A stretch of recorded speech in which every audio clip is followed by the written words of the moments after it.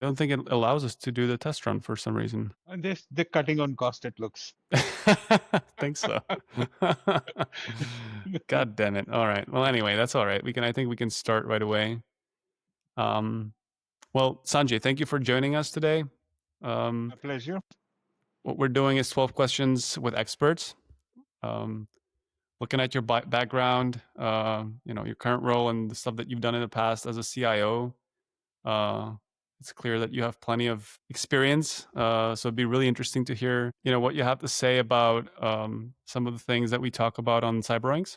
We're doing 12 questions. It's the same format we always do. Always the same 12 questions. Always the same type of contrast that we're looking into to discover what's going on in the industry, what or people that are in the industry are thinking about, and what's kind of the way forward, basically. I want to ask you before we actually get into the questions. You mentioned that you're starting up a few new locations in Asia before we started the recording, and you said it's been quite challenging. And I'm just wondering, what are the challenges? Just to give you an idea, last time we had a guest on the podcast that was going through the process of mergers and acquisitions. It was an MSP. They were basically they just acquired a few other MSPs as part of a broader strategy to expand to new markets.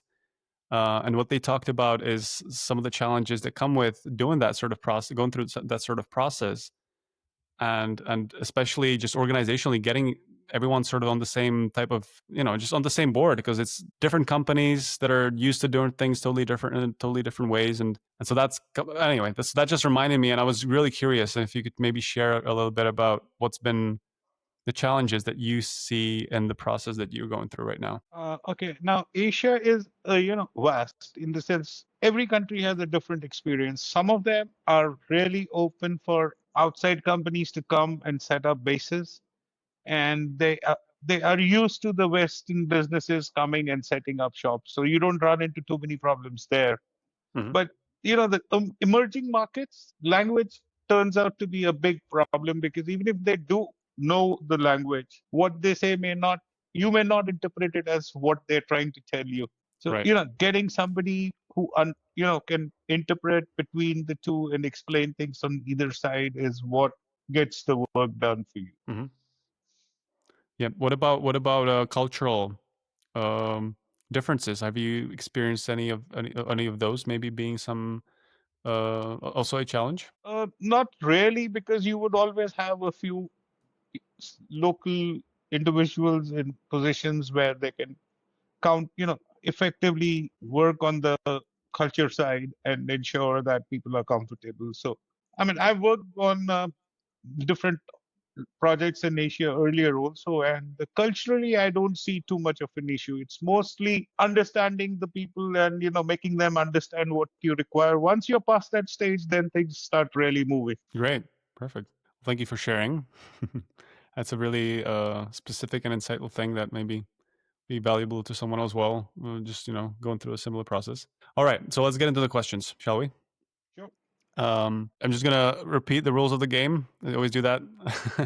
I always ask questions. They're always on purpose designed to be in a sort of yes or no format or ABC or whatever with a few options. I ask you to pick one of the options and then explain your reasoning behind it. The reason being is, cybersecurity is always about priorities. There's always limited budgets. There's always decisions that need to be made, and so that's kind of there's a lot of gray areas in some of these questions, but it's important to sort of see which side of things you're leaning toward, and for what reasons in in the situations that you've basically seen. I always start with a test question. Just to see that you understand the concept and you're on board. So the question is, if you had to pick between watching a UFC fight or a full game of lacrosse, which one would you go for and why? I would go for the file and get it done with as soon as possible because that's a less headache for me going forward. All right, perfect. Okay. So let's get into the questions. The first one, I like to start with is centered around sort of some of the contrast and just experiences around BYOD policy and managed devices. In your point of view and in your experience, would you advocate for having a solid BYOD policy and having ways to enforce it, or strategically going for having an only managed devices within an organization? Uh, I would go with the people bringing in their own devices as long as I can have the flexibility of them to have multiple accounts. So they Hmm. log into an environment in the office which is totally controlled with the policies and the restrictions, Hmm. and they don't need to use that in once they're out of work. And quite a few of companies nowadays have NASs connected to their network, so none of your data comes on the local device. Hmm. Hmm. So as long as you have that, I don't see a problem with people bringing in their own devices and using them with the corporate accounts, Hmm. which are segregated from their personal use. This might be an obvious question, but I just wonder what is the main benefit of BYOD from your perspective? Some companies see it more as an economical thing.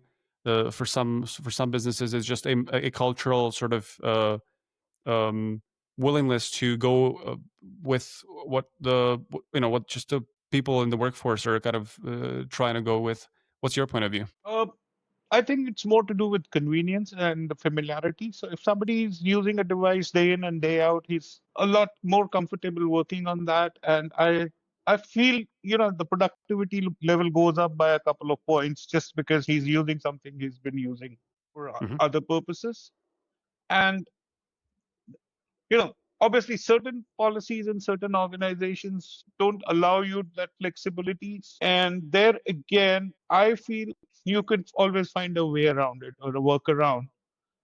And you know because productivity is directly linked to comfort level. If a person is not very comfortable doing something, his productivity is never going to be optimal. It's a very interesting point of view, and I feel that your CIO experience is really coming into play here because this is a sort of one of those things where seeing it from the perspective of sort of the operations and IT and just making it effective for everyone involved is a really important aspect to all of this.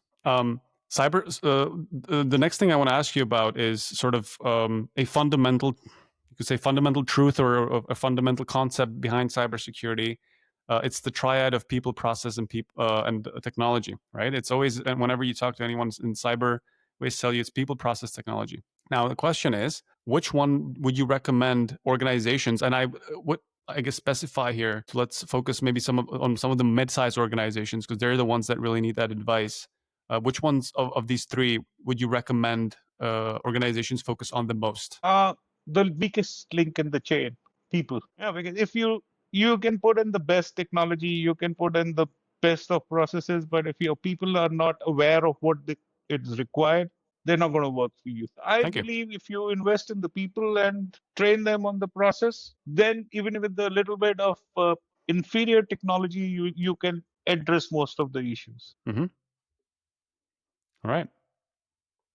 I want to switch to sort of the MSP world for a little bit. Mhm. Um, in MSP and client relationships, a lot of the times, especially in sort of for MSPs that work with smaller companies that don't really have a lot of IT and cybersecurity know-how, it's sometimes for the companies it's kind of hard for them to distinguish where one starts and the other ends, right?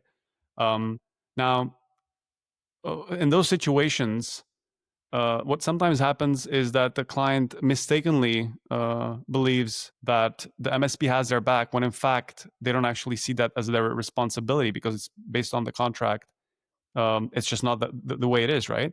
The MSPs, they would probably get them some security software installed and that sort of thing, but they're not doing risk assessment and that sort of thing.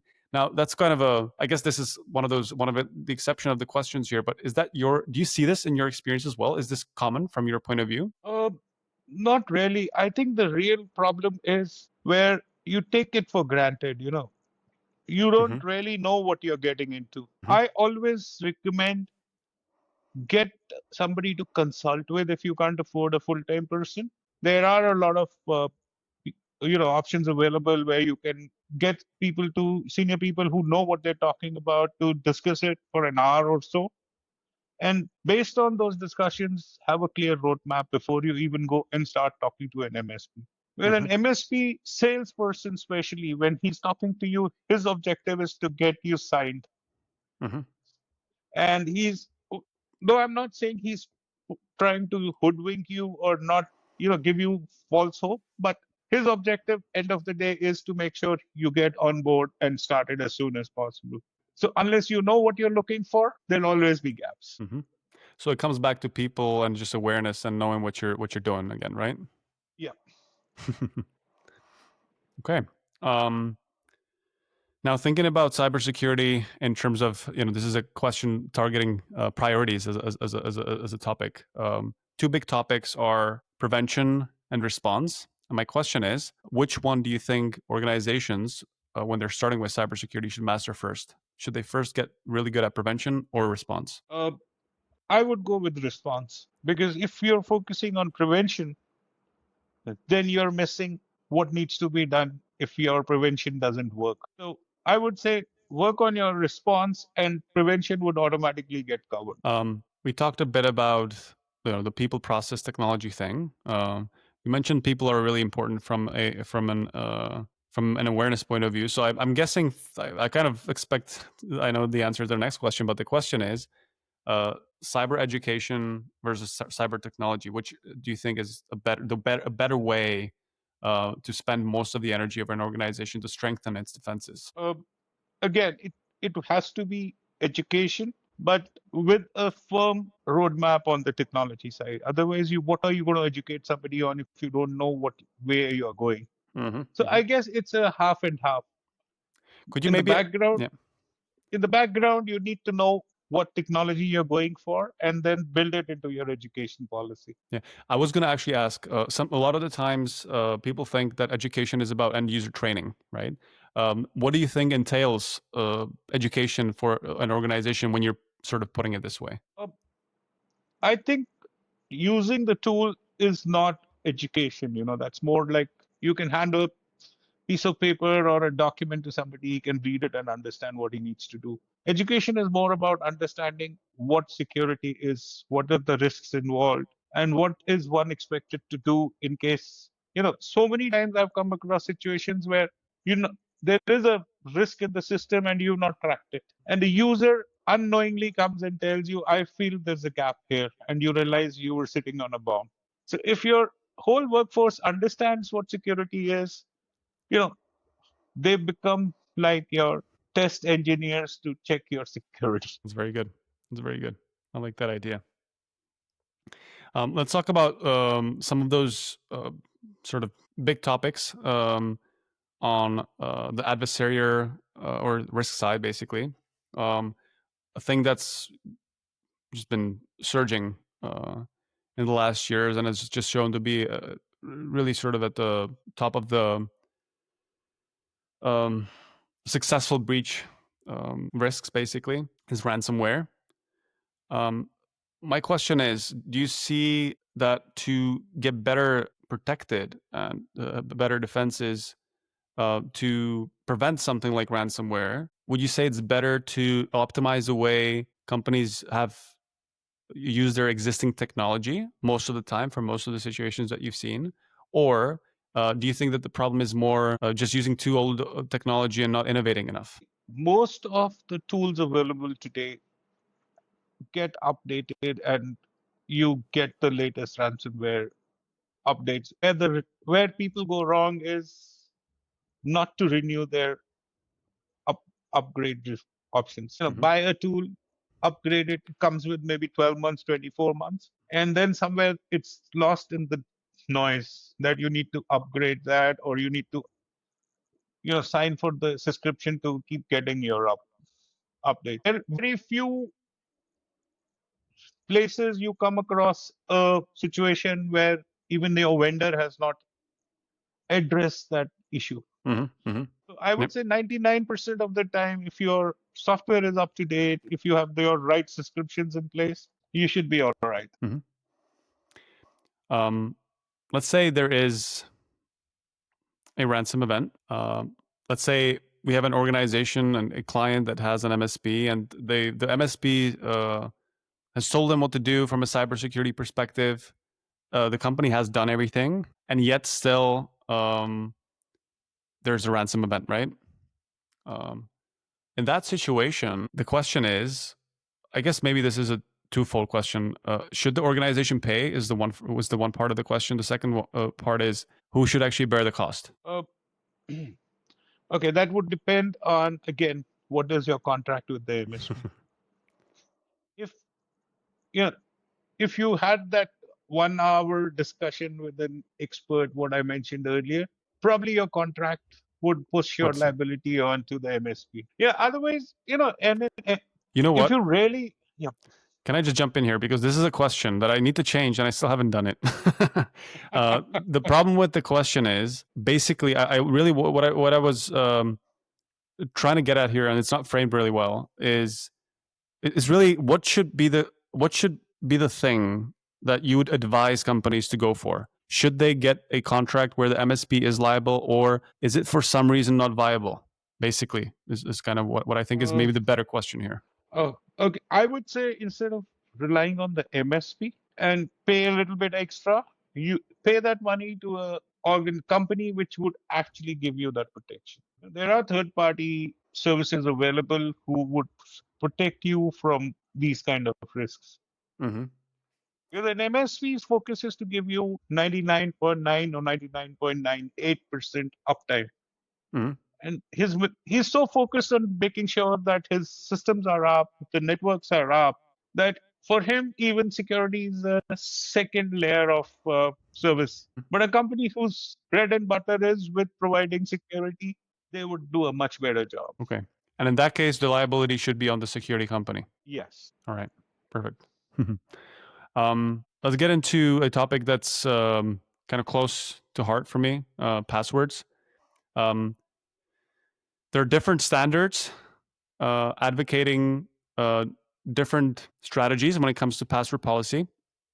Some of these standards are actually suggesting conflicting approaches, and especially when it comes to changing passwords. How often should passwords be changed? My question to you is, what's an optimal frequency, let's say, to change passwords to ensure maximum access security? Depends on where you're using your passwords. If Mm-hmm. it's an office environment, maybe once a month. Mm-hmm. If if you work from home, once a quarter is good enough. Mm-hmm. But if you're going out and using public Wi-Fi or working out of a public area, then my suggestion is change it immediately once you get out of that environment. Very good.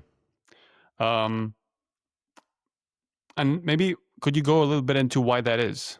For those, you said those three environments, so maybe could you get a little bit deeper into like what's the reasoning behind it for those three environments? Okay, I'll go a little backward. Cracking a Mm-hmm. password is, given the hardware progress we have or the power we get, computing power, breaking a password is no rocket science now. I mean, you have programs who can break your 16-digit or a 24-digit password in a couple of minutes if somebody really wants to do it. But you're not, using passwords to protect yourself from those threats. You do something else to take care of those threats. Mm-hmm. So if you're in an office and there's hardly anybody around you, you would come in the morning, log in, and work your shift and log out. So you use your password once or maybe twice. Chances of somebody knowing it are fairly less. Mm-hmm. At home, obviously, there's nobody around you when you're working, so it's even less. But in a public place, using a public Wi-Fi, you don't know who's dropping in and Looking trying to in. see what you're doing. Or, even a CCTV camera covering a open area. If somebody really looks at it, he can understand what you're typing. If Now you somebody said wants to. now you said to protect against sort of the remote threats that way. What that there's other things that you should do to make sure to improve security. What are those things in your opinion? Which work the best from your experience? Um, I think the way you allow access to your networks is Mm-hmm. the most effective. Mm-hmm. You could do geofencing. You could kind of make sure that only a certain range of IPs can come and log in into your core applications. So there are multiple ways, or there are third parties who give you that solution and make it run on top of your security system. So it really depends on what the organization can afford and how critical it is for them. If you're in a financial system, yes, it's very critical. So they invest a huge amount of money in ensuring that the access is restricted. Mhm. I have another liability question. Where of course, it depends what's on in the contract type of a thing is the answer, I guess here. Again, what I'm going for here is more what should be in the contract. What's the way that this should be set up? In a situation where an end user is given such a policy, let's say, right, where they have to change the password every 2 weeks and just remember a lot of different passwords for the systems over a longer period of time, and they do reuse the password that's been used in their internal IT systems somewhere externally, which is effectively not really trackable, right? Um, um, if they do that, who's at fault for that situation from your point of view? Is that something that the security strategy should account for and expect, or should there be a policy that says you can't do that, and if you do it, you get a fine or whatever, right? I would go with the policy, because if the policy is done right, you'll not be able to use it outside the areas where you're supposed to use it. And how do you mean? Oh, you mean outside of the areas? Mm-hmm. Yeah. So let's say the policy is you can only use it on the campus. Mm-hmm. Now, how is that policy enforced? That is where the challenge is. Mm-hmm. Okay. If the security team expects that, okay, we've given the policy, people should religiously follow it, well, I would blame and fine the security team. Okay. I have two sort of buzzwords, or not buzzwords, but trendy topics I want to finish with. One topic is zero trust architecture or zero trust networking architecture. The question to you is, do you see that as more of a buzzword, as I sort of indicated before, or do you see that it really is a fundamental strategic concept for the way security is done that should just be continued to be given the attention that it deserves? I would say it is effective. I've seen organizations where it's really been implemented well, and I don't think it's a concept anymore. It is proof. So it's a question of how badly do you want it? What are your security concerns? Is it viable, business-wise viable for you to spend that kind of resources to put it in place? But for an organization that can afford it and has data which is critical, I would say they should go for it without thinking twice. All right. More recently, it seems that just like in any other industry, AI is the thing that needs to be on everything. My question, just seeing the development in AI in the past few years, in retrospect, do you see it more as a force for good, or do you expect that in the long run there's more risk associated with AI when it comes to the cybersecurity point of view? Okay, given the current state of AI, I don't think it's a risk. Today, AI can do what it's been trained to do and what a human can do. As long as it's at that level, I don't see that as a risk or any more risk than what a person might offer. But given the way it's evolving, a couple of years down the line could be a threat if the security paraphernalia, technology, and software does not keep pace with the growth on the AI side. And if you look at the trend, a lot of your security part of it is already integrating AI to counter AI. So it's really a question of how fast it evolves and how fast companies keep up with the pace. So this is actually another question I want to ask you. In terms of the way, because this is a thing that we see a lot, right? This is AI battling AI sort of a thing when it comes to cybersecurity. Now, do you think that's the most important strategy when it comes to the risks that are, I guess, only rising now and that we are to expect in the AI world? Is it an effective strategy going forward to mainly battle AI with AI? Uh, I would say the way it's evolving, there's no other way around it. You will need AI to counter AI. And why do you think that is? Uh, See, it's like this. Anything, any tool you get has a good side and a bad side. Any technology which evolves can be used for good and for bad. So it depends on whose hand it is and what he's planning to do with it. And you cannot control what people are doing. You can only control so much. So it's better to be prepared and counter what may happen at times rather than waiting for it to happen. All right. Well, thank you for the answers. That was the last question.